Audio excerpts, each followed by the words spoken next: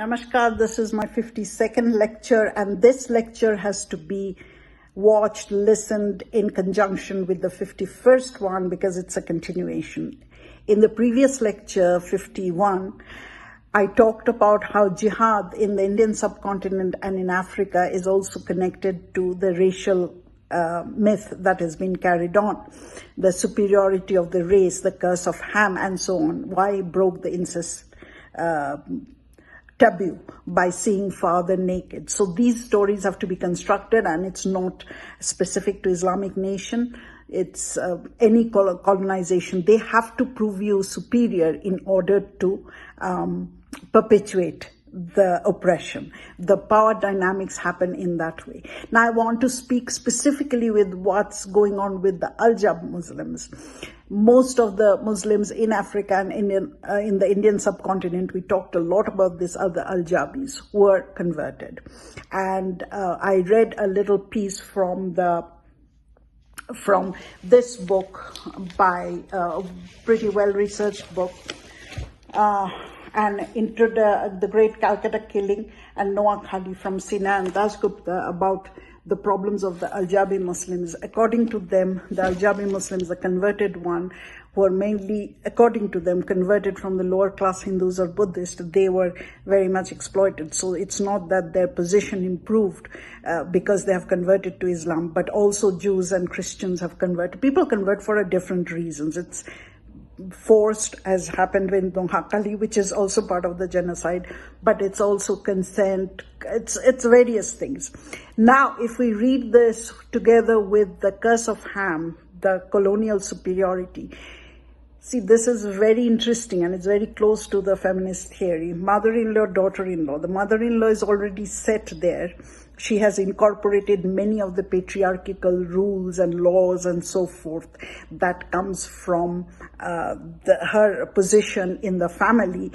Because women, and I talked about this, is the career of all the patriarchal laws, just as Althusser said the labor power is produced in ideology.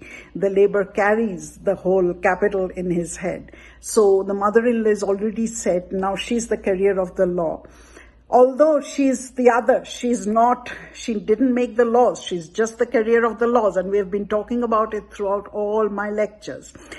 Now, what's happening is the Al-Jabi Muslims they are now the carriers of the laws, so they cannot do anything to the Ashrafis, who, first of all, they are almost non-existent in the Indian subcontinent and Africa, how much genetics there is of the original invaders. And secondly, in order to execute a law, you need some othering.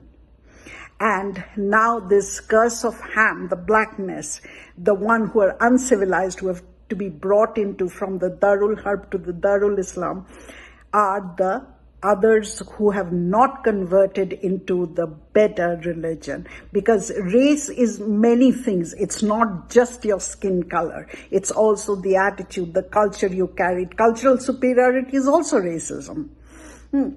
So now they are the carriers of that racial superiority, and the Hindus and the Buddhists, etc., in the Indian subcontinent or in Bangladesh, what's happening, they are actually the others who are still under the curse of Ham. So they have a moral duty. See, this is very interesting. They have a moral duty to bring them from the Darul Harb to the Darul Islam. And we talked about this earlier in detail. So for these people, in their mind, it's exactly how the mother-in-law treats the daughter-in-law.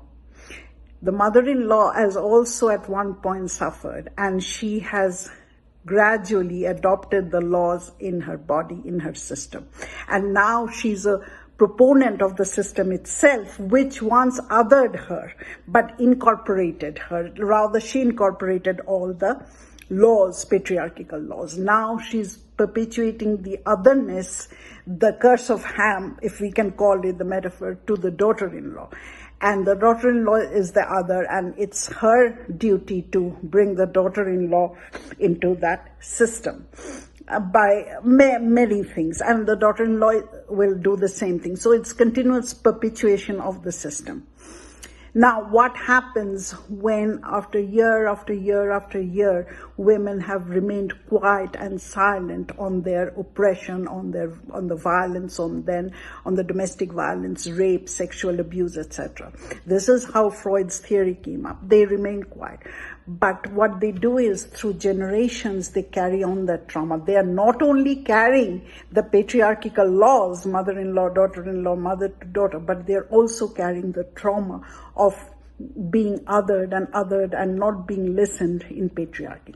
The same thing is happening with Bangladeshi Hindus. When it started, well, the Hindu othering and the genocide started long back, but I'm starting with 1946, 47, the Noakhali, the genocide happened. And it's very interesting, it's still being talked about as right and not genocide, but it is genocide, and that is what my entire course will be, the whole definition of genocide and then the application.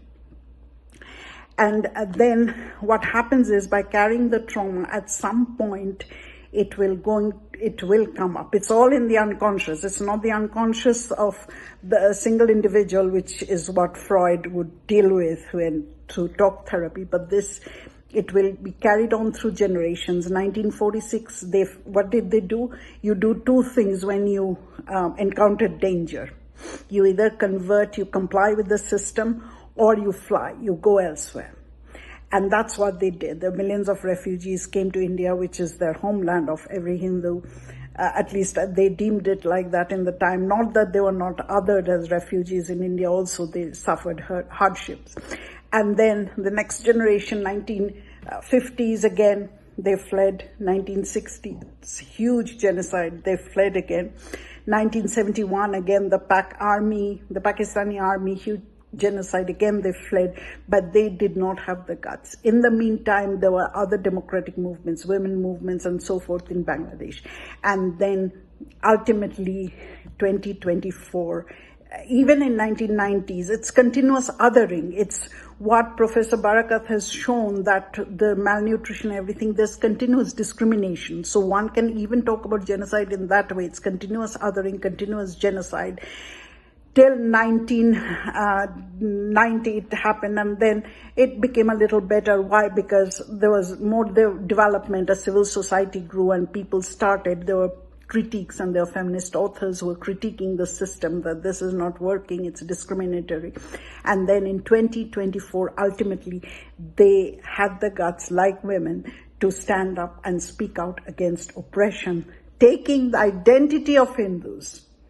A woman can speak up against oppression of, say, the British colonial rule. Women fought there. There's Sucheta Kripalani, whom we talk about in my Noakhali book.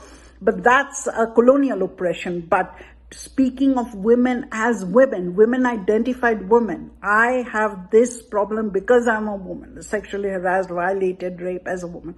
Similarly, they are speaking up not as colonial, of course they are colonized subjects still, but as Hindus itself. So the Hindus who are protesting now, they've taken up their identity, which is a political identity.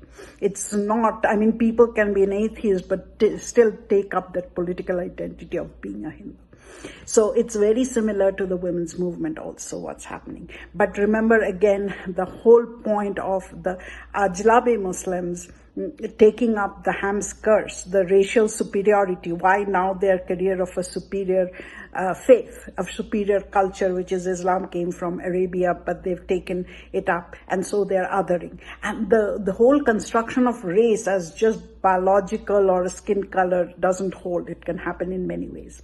So that's also is going on. So that's my 52nd lecture for all, and I'm going to next talk about the trauma related to both women and the Hindus and what they have suffered. That's all for today. Please subscribe, comment, like, and try to join my online course on Hindu genocide, trauma, and what is genocide. Thank you. Namaskar.